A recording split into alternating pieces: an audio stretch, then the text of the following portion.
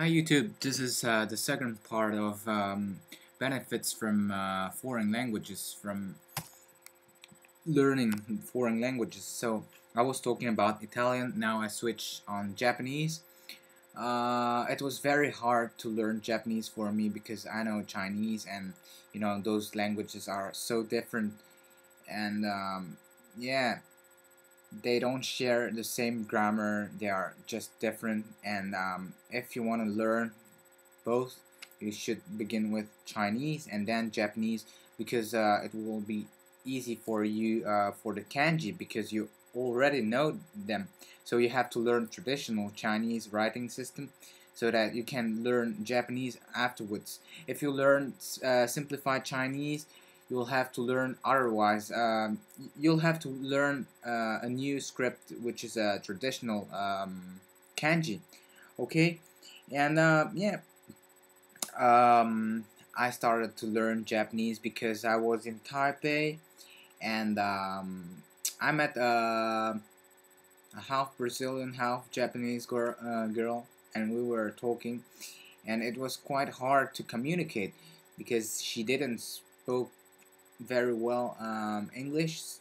She didn't speak very well English, so um, we had to speak in Spanish because she was from Brazil and Japan, and I didn't know Japanese at this time, so I had to communicate in Spanish, and it's okay if you speak with Brazilian people in Spanish.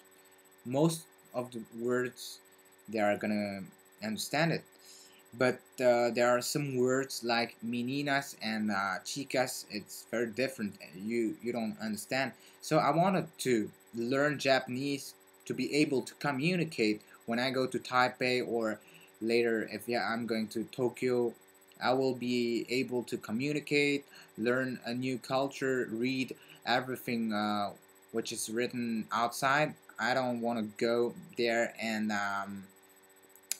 be someone without the knowledge of the language. I went to a lot of countries like this.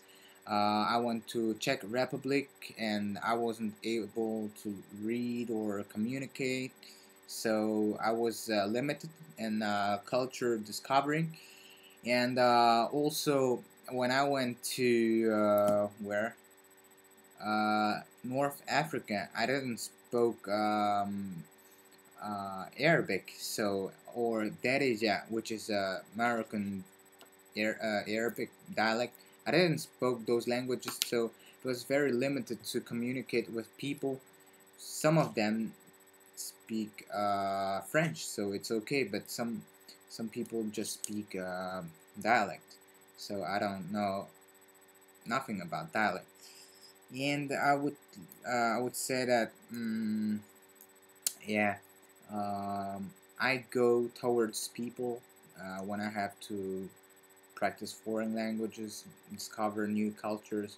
So one day I was in the bookshop of my university, and I heard some Japanese. I heard "Pate o shimashou," and then I I was wondering where the voice was from, and I went to the person and I asked, "Are you Japanese?" And they said, "Yeah, I'm from Japan, Tokyo, Saitama." And then, yeah, I began to talk in French with them, and then a little bit in Japanese. I studied at this time. I studied 3 months of Japanese, so yeah, I was able to make some sentences, but it was quite limited. So and they are so kind. Japanese people are kind, and we went to have a cup of coffee, and we discussed, and we learned so many things about culture. I was talking about culture in Belgium, and she was talking about Belgium in Japan. She said that in Japan some coins have a hole in the middle of the coin. I didn't know this, and in Euro you don't have this. And yeah, you discover a lot of things if you learn Japanese, and the context is easier. And yeah, that's it. I love to discover, and also discover an amazing script. I love Japanese script because when I was in Taipei, I saw a lot of things written in Japanese, but I didn't know how to read it, how to pronounce it. So it was annoying for me. When I see a new script, I want to learn it to be able to read and to get the message from the script. And then, yeah, we made some language exchange in real on the internet, and I love Japanese. Now I should say a little bit about Chinese and Taiwanese. Actually, Chinese I learned it here at school, Taiwanese school in Belgium, and yeah, I was not so fluent. Yeah, I, I could communicate, but when I got to Taiwan, they told me like 营业时间. This is I don't know how to say it in English because I don't use this word. This is when the shops are open from, I don't know, maybe 8 a.m. to 6 p.m. This is the time 营业时间. I didn't know this word because I had never lived in a Chinese speaking country, so I didn't know this word. This is normal. And Taiwanese, I learned it in Taiwan. I had some opportunities to practice during 2 months, and yeah, it was great. And people are just wondering, you're from Belgium and you know a little bit the Taiwanese is great.